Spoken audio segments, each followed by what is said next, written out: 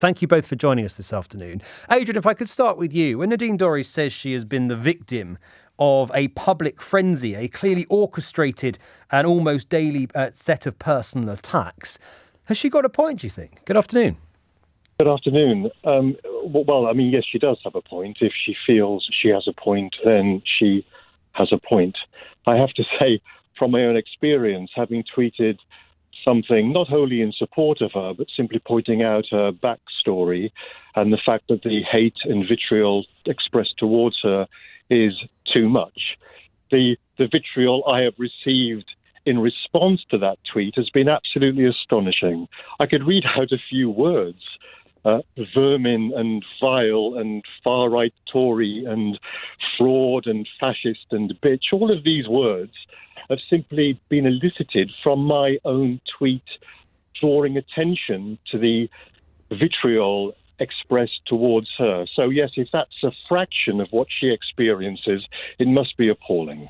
Do you think the criticism that she's faced is legitimate, Adrian? Is your point is that actually that criticism has strayed into language and rhetoric, which is beyond the pale? That's absolutely true. I'm all for criticising MPs. That's what democracy and robust debate is about. And I haven't agreed with everything that Nadine has stood for, not least the online harms bill and the privatisation of Channel 4 to Channel 4. I'd oppose those sorts of things.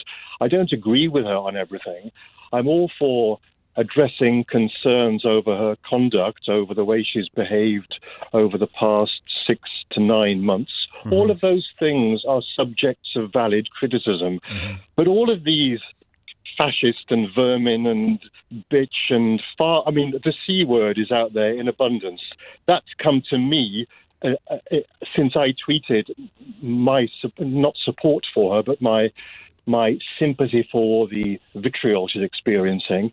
This is a fraction of what she experiences. Now I think the threshold has been crossed. Okay. Listen to that. It's Christina Patterson. Adrian, hold on the line if you would. Christina, yes, that sort of language that Adrian's describing, we'd all agree, I think, that is beyond the pale, wouldn't we? Of course we would. Of course we would. And anyone who appears regularly on TV, and particularly women, are used to receiving that kind of abuse all the time. Mm-hmm. I've managed to get one person a suspended prison sentence because of the malicious communications that he has sent me. Nobody can argue for one moment that any of that is legitimate or part of a valid contemporary debate. But that's not, I believe, what we're talking about here. And I do think, as you suggested earlier, or the question you raised was, is Nadine Dorries conflating sort of the hate that she claims to be receiving and the abuse she's receiving with legitimate criticism? And my answer to that would be that it appears to be the case. She is the one who brought into question the Privileges Committee, its investigation into Boris Johnson's Partygate situation and its report. And she used the words kangaroo court about an investigation set up by the House of Commons with enormous due process, with evidence gathered. She said there wasn't a shred of evidence when the whole report presented very carefully in a legal fashion the evidence that had been gathered. So I'm afraid if anyone has poured hysteria into public debate over the past few years, it has been Nadine Dorries. And the tone of her resignation letter to Rishi Sunak was petulant and I'm afraid to say hysterical. And I don't like to use the word hysterical of women because I think it's very often a sexist term. But I'm afraid I do think there was a hysterical element to it. It was totally narcissistic. It was all about her achievements. And then it was blaming Rishi Sunak for all kinds of things that you couldn't possibly blame him for. I'm no Tory, but, to blame him for the situation that the UK is in after 13 years of Tory government when he's been in power for less than a year is utterly ridiculous. So I'm afraid Nadine Dorries has nobody to blame for the criticism she's received and is receiving except herself, because she is the person who has barely been near the House of Commons. She is the person who has not turned up at any surgeries in her constituency. She is the person who her local constituents and councils have complained about. She is that person, nobody else. And it's not Rishi Sunak who's whipped up this feeling of unease. It's been gathering for some time due to her negligence and claiming taxpayers' money for a job she hasn't been doing. Adrian, just on that point, Christina Christina's right, isn't she? That the anger, it's not frenzy that Nadine Dorries is talking about here. That's her word. It's a outpouring of anger at somebody taking a taxpayer-funded salary, a pretty cushy salary, while refusing to show up in Parliament and do a key part of her job. That anger is absolutely legitimate, isn't it? Yes, it is. But it's important to see these things in perspective. The last 9 months to a year haven't been great from Nadine's point of view, but the previous 17 years have been ones of service. She's at least moved her majority from 8,000 to 25,000. She must have been doing something right. But this isn't unique to the Conservatives or indeed unique to Nadine Dorries. Where's Nick Brown? Jared O'Mara wasn't representing his constituents in Sheffield Hallam for an awful long time. These things happen. I think that Nick Brown's been absent for almost a year as well, hasn't he? Well, he's being investigated, isn't he, by his party? Yes, but the point is he's not serving his constituents. But it's a bit different if someone's been asked to stay away from Parliament pending an investigation, whereas Nadine Dorries just couldn't be bothered to turn up, by all accounts.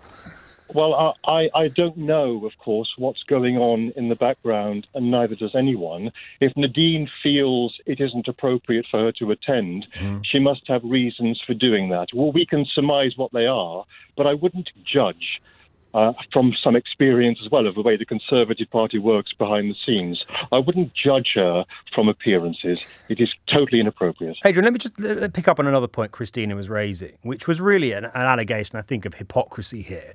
This letter is packed full of venom at Rishi Sunak, and it's not just his policies or his politics. She mocks the clothes he wears. She mocks his smile. She's got a history of using language that I can't repeat on air about people on Twitter. She's threatened to nail a journalist balls to the floor using his own teeth. I mean, if there's somebody that can't legitimately call out toxicity in political debate, isn't that person Nadine Dorries?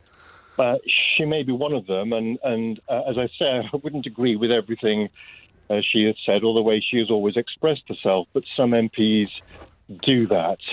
Diane Abbott has been one, and others have been a little intemperate in the way they have expressed themselves in social media. But that doesn't justify the absolute hate and vitriol that they then receive from thousands upon thousands of people. I think it's also important to know some context here, and that's that Nadine has been a victim herself of a sort of inverted snobbery from George Osborne and David Cameron when she was suspended without any kind of hearing at all, and she then tweeted that they don't even know the price of the she pint called of them milk. arrogant posh boys, which again you might say is not necessarily the sort of tone you want politicians using.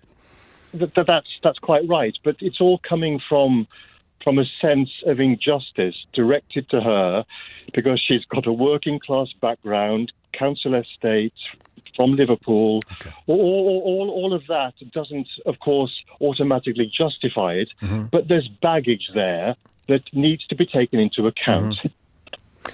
Adrian, thank you. Christina, just finally on this, Nadine Dorries aside somewhat, would you agree that our political debate has become dangerously toxic, that the language being used on all sides often does go too far, and that we've got to a place where actually MPs are putting themselves or ending up at in a place of physical threat and risk? Well, I think clearly it's toxic, and clearly social media has played a huge part in that. And as I said earlier, I don't condone anybody using any of that kind of language or fostering hate or threatening violence or any of the other things. But, as I said, if you were to pick one MP who has done more than almost any other MP one can mention to add anger, vitriol, revenge, petulance, and whipping people into a frenzy, that would be Nadine Dorries. I don't wish anybody to have abuse. I get a lot of it, and it's not very pleasant. Any woman who goes on TV is constantly told how ugly, old, and stupid she is, and it's not much fun. But I'm afraid that is the price for any kind of public life, and it's the price of public service. It's got worse, though, hasn't it? It's got worse in the last few years. Why do you think that is?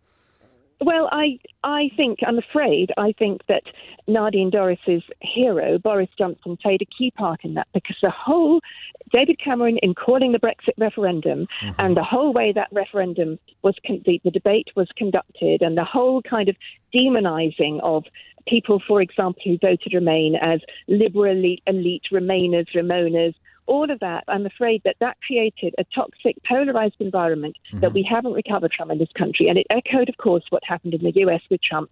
And no doubt that's all going to and it's already happening again, and clearly sort of disastrous and potentially tragic circumstances. But it breaks my heart what has happened to political debate in this country. And the only way that we can try to address it is by being civil and calm and sensible and looking at issues, not at how people look, not at their background, not saying that someone is a posh boy or someone is working class, but looking at how they behave. And I'm afraid if we look at Nadine Dorries' behaviour over the past year or so, I don't think it looked too good. Thank you both. Great to speak to you. Dr Adrian Hilton is an educationalist and honorary research fellow at the University of Buckingham and a former advisor to Michael Gove. Christina Patterson, thank you to you're a writer and broadcaster.